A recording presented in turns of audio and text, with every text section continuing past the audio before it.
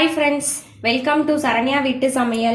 நம்ம இன்னைக்கு milk peda எப்படி செய்யறதுங்கிறது பார்க்கலாம். அதுக்கு இங்க ingredients வச்சிருக்கேன்.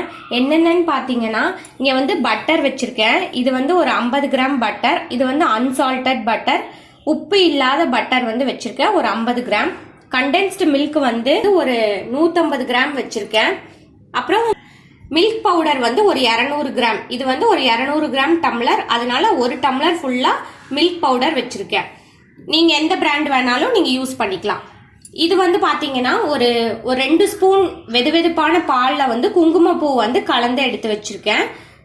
அதுக்கப்புறம் இங்க பாத்தீங்கன்னா பாதாம் முந்திரி பிஸ்தா சின்ன சின்னதா கட் பண்ணி வச்சிருக்கேன். இப்ப வாங்க இது எப்படி செய்யறதுங்கிறது பார்க்கலாம். ஒரு கடாய் வச்சிருக்கேன். நம்ம ரொம்ப டக்குன்னு செஞ்சிடலாம். ரொம்ப ஈஸியும் கூட. இந்த இன்கிரீடியன்ஸ் எல்லாம் இருந்துச்சு அப்படின்னா நம்ம டக்குன்னு செஞ்சிடலாம் வீட்லயே. இது ஒரு அரை மணி நேரம் போதும். அரை மணி நேரம் இருந்ததுன்னா நம்ம செஞ்சோம். மில்க் பேடா செய்யறதுக்கு நம்ம ஸ்டவ் எப்பயுமே கம்மியா வச்சு செய்யணும். இதுல நான் இங்க அந்த 50 கிராம் பட்டர் நான் ஆட் பண்ணிடுறேன். ஸ்டவ் ரொம்ப ஸ்லோல இருக்கு. இந்த பட்டர் நல்லா கரைஞ்சா மட்டும் போதும். ஸ்டவ் ஹைல வச்சிடாதீங்க. ஏன்னா இது எல்லாமே மில்க் ஐட்டம் அப்படிங்கறனால கருகிரும் சீக்கிரமா. அதனால ஸ்டவ் இதுக்கு கூடிய அளவுக்கு கம்மியாவே வச்சுக்கோங்க. இந்த பட்டர் நல்லா உருகிடுச்சு. இதுல நம்ம என்ன ஆட் பண்ணணும் அப்படின்னா கண்டென்ஸ்ட் மில்க் 150 கிராம் எடுத்து வச்சிருக்கோம். இதை நம்ம இதுல ஆட் பண்ணிடலாம். இப்போ கண்டென்ஸ்ட் மில்க் ஆட் பண்ணி நல்லா கலந்துக்கோங்க. இது நல்லா ஒரு 10 நிமிஷம் நல்லா கலரிக்கோங்க. பட்டரும் கண்டென்ஸ்டு மில்க்கும் நல்லா ஒன்று சேர கலந்துருங்க. இப்போ இது நல்லா கொஞ்சம் திக்காயிருச்சு. இப்போ இந்த சமயத்தில் மில்க் பவுடர் ஆட் பண்ணி கலந்துக்கலாம். இப்போ கொஞ்சம் ஏலக்காய் பொடி ஆட் பண்ணிக்கலாம். இப்போ இது நல்லா ஒன்று சேர கலந்துட்டு வந்துருச்சு.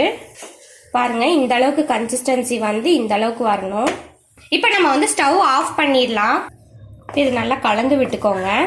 கொஞ்சம் கெட்டி ஆகிற மாதிரி இருக்கும். அந்த சமயத்தில் நம்ம என்ன ஆட் பண்ணணும் அப்படின்னா இப்போ இங்கே வச்சிருக்கோம் இல்லையா குங்குமப்பூ கலந்த பால் வச்சிருக்கோம் இல்லையா, இது கொஞ்சமாக ஆட் பண்ணிக்கலாம். இதை ஆட் பண்ணி நல்லா கலந்து விட்டுக்கோங்க. பால் சேர்த்துற உடனே இது கொஞ்சம் இலகுன மாதிரி இருக்கும். அப்புறம் நீங்கள் நல்லா கலக்க கலக்க இது நல்லா கெட்டிப்படும். இது இப்படி இருந்தால் தான் இன்னும் கொஞ்ச நேரம், இன்னொரு 20 நிமிஷம் இதை எப்படியே வச்சோம்னா நல்லா கெட்டி பட்டுரும். உங்களுக்கு நல்லா ஒரு இங்கே பாருங்கள் அல்வா ஸ்டேஜுக்கு நல்லா வந்துருச்சு. இதெல்லாம் ஒன்று சேர நல்லா கலக்கி விட்டுக்கோங்க. இப்போ எல்லாம் ஒட்டாமல் நல்லா கரெக்டான பதத்துக்கு வந்துருச்சு. நான் ஸ்டவ் ஆஃப் பண்ணிட்டேன். இது இப்படியே வச்சிருங்க. இது இப்போ சூடாக இருக்கும். இப்போவே நம்ம பேடாஸ் நம்ம பிடிச்சி வைக்க முடியாது. இது சூடாக இருக்கும். இது ஒரு நல்லா ஒரு 20 நிமிஷம் நல்லா இது ஆறட்டும். கை போடுக்கிற அளவுக்கு சூடு வந்துருச்சு. இப்போ நீங்கள் எடுத்து வேணும்னா உங்கள் கையில் நீங்கள் ஆயிலோ நெய்யோ அப்ளை பண்ணிக்கலாம். நல்லா இப்படி உருண்டை பிடிச்சி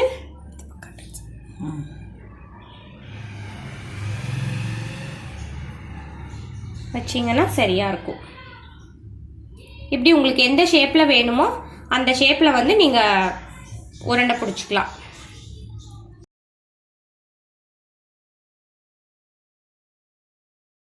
நம்ம உருண்டை பண்ணியாச்சு. இப்போ இது மேலே நம்ம கார்னிஷ் பண்ணிக்கலாம்.